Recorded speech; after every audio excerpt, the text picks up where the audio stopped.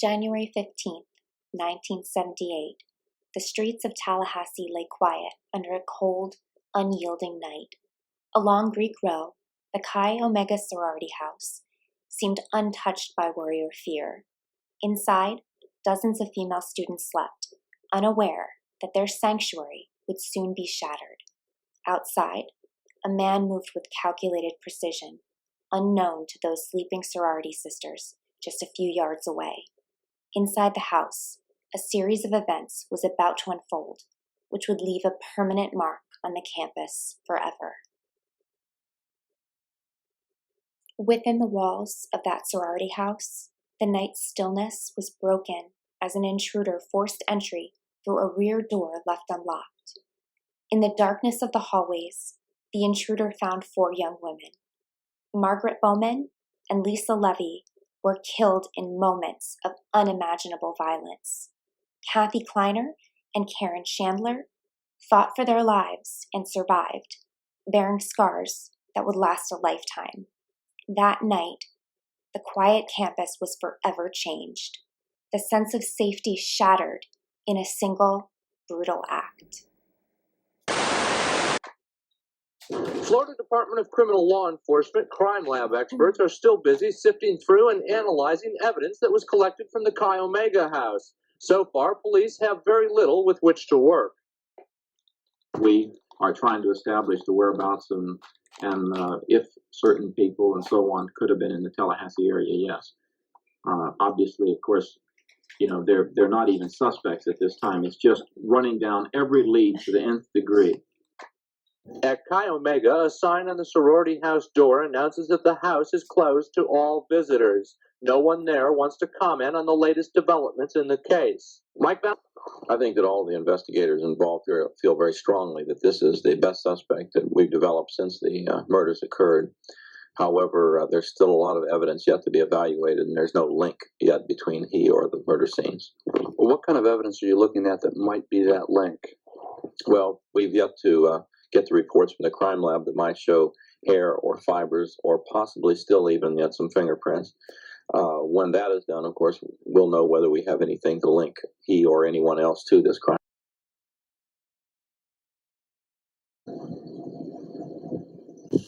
You read about it in the newspaper, but you don't expect it to happen to someone you know or in a town like Tallahassee. So basically then, ma'am, you're still fearful. I sure am. I've got new locks and on every door in the house. At Omega House, investigators continue to prowl the surrounding areas looking for a clue. And as for the 3 surviving girls of the Sunday massacre, all are still listed in satisfactory condition, with no word on when they'll be released from the hospital. Mike Vassalinda, Newswatch 10 in Tallahassee. Ted Bundy was a man who could blend seamlessly into any college campus. Handsome, charming, and intelligent. But behind the facade, he had already begun a terrifying pattern of violence. Before the Chi Omega murders, Bundy had assaulted several young women across Washington and Utah, often luring them in with feigned injuries or pretending to need help. His crimes escalated over time, showing increasing boldness and brutality. The attack at Chi Omega was not an isolated incident. It was the latest in a chain of meticulously planned assaults.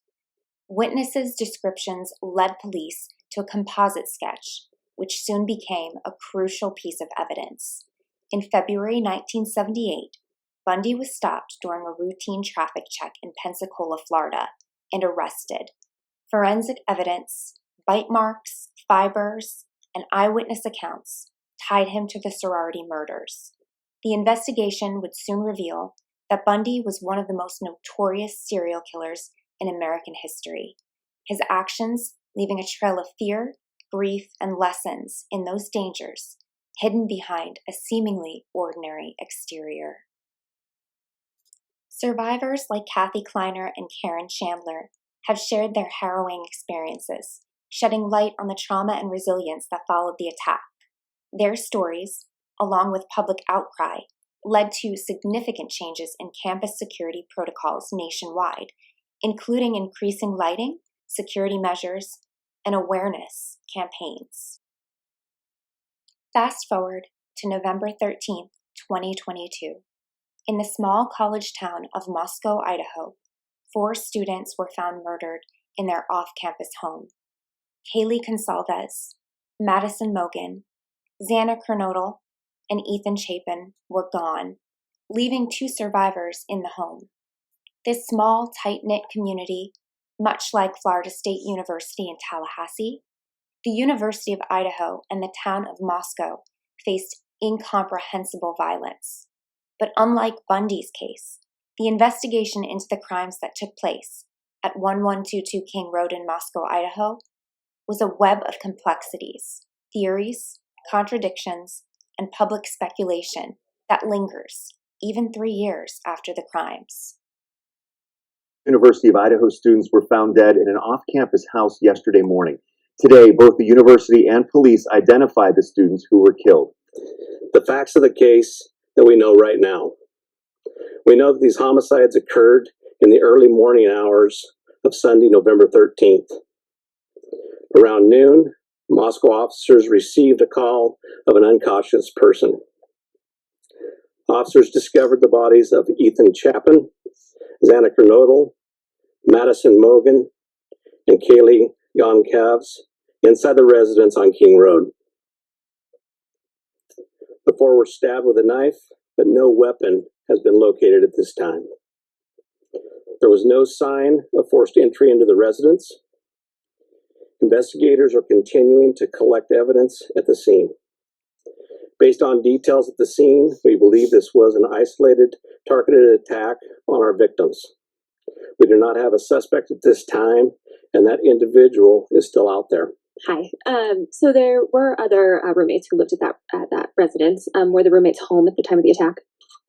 There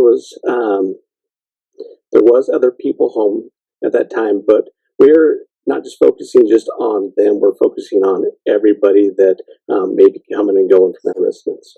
So since they were home, was it a hostage situation? No, it was not. For follow-up, I know you said when the call came in, it was for an unconscious person, and also that was a stabbing. It seems, just from an outside perspective looking in, like that would be not the first thing a person calling in would think. You're right.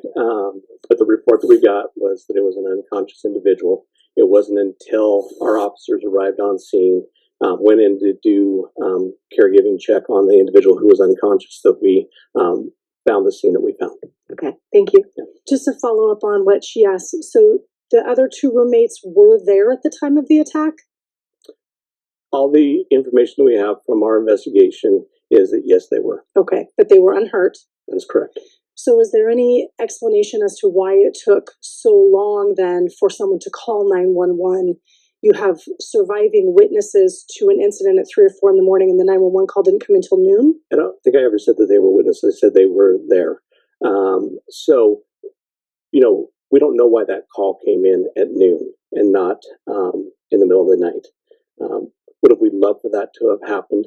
Yes, but that's not how it took place. So that's why we're investigating everything still, to try to pull all the pieces together. Were they one of the people, were they the 911 caller? At this point in time, I'm not going to divulge who our 911 caller is, just because I want to keep the integrity of the investigation at this point, okay? Were the 2 other individuals present at the home when police responded at noon? Yes. Chief, if you don't mind elaborating a bit more on those 2 people. Was it 2 people? What have those people shared about the circumstances of that night, what they saw or didn't see? Well, I'm not going to go into what they shared that night. Obviously, that's part of our investigation. That's part of the information that we're trying to build our complete story with. So, as far as that goes, we're not going to go any further into what they know and what they don't know. How many were there? We believe 2. The investigation into the Idaho 4 murders was extensive and multifaceted. Authorities utilized DNA evidence, surveillance footage, and digital forensics to trace the suspect. Tension and arrest in the ongoing investigation of 4 murdered students near the University of Idaho almost 7 weeks ago.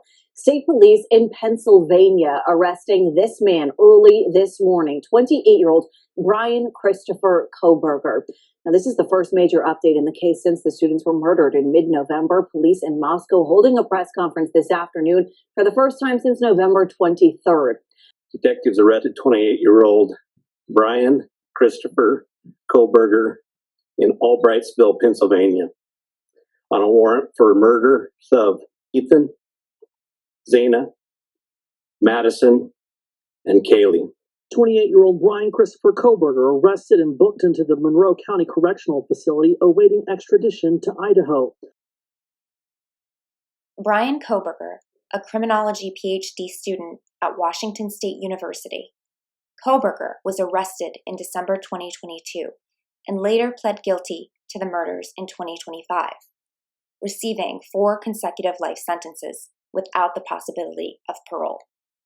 Bundy and Kohberger, separated by decades, share unsettling similarities. Both young men immersed in an academic setting, blending seamlessly into college life and targeting students in their homes. Bundy studied psychology at the University of Washington and graduated in 1972. Later, in 1973, he enrolled in law school at the University of Puget Sound, now Seattle University School of Law. He also briefly attended the University of Utah's law school. However, Bundy never completed his law degree. His attendance was erratic, and he eventually dropped out when his killings escalated and when he was increasingly preoccupied with avoiding suspicion. Kohberger followed a similar academic path, beginning with psychology at Northampton Community College in Pennsylvania, before earning his bachelor's and master's degree in criminal justice at DeSales University. In 2022, he moved west to Washington State University to pursue a PhD in criminology, where he also served as a teaching assistant. Like Bundy, he never completed his professional studies. His time at WSU was cut short after just 1 semester when he was arrested. Both crimes struck at the heart of what was assumed to be safe and secure, yet their differences are profound. Bundy's pattern was clear, his motives undeniable, and his capture decisive. Kohberger's case is tangled in digital evidence, conflicting witness accounts, and unanswered questions even after a guilty plea. One case exposed a single predator. The other has revealed a complex web of possibilities, challenging investigators and the public alike. From Greek Row in Tallahassee to King Road in Moscow, these stories reveal the fragility of what we believe to be safe. This fall, join us while we dive deep into the Idaho 4 case in a multi-part series. We'll follow every lead, explore every theory, and uncover the complexities that makes this crime so haunting.